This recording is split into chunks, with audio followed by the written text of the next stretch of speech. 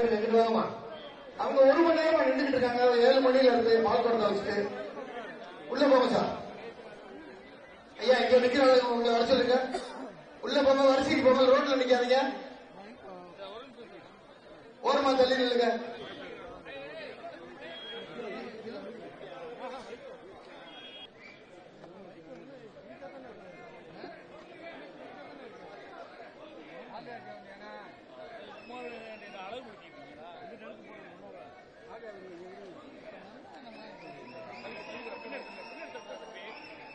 ராஜா உட்காரியா? ராஜா bro, ராஜா bro எனக்கு lead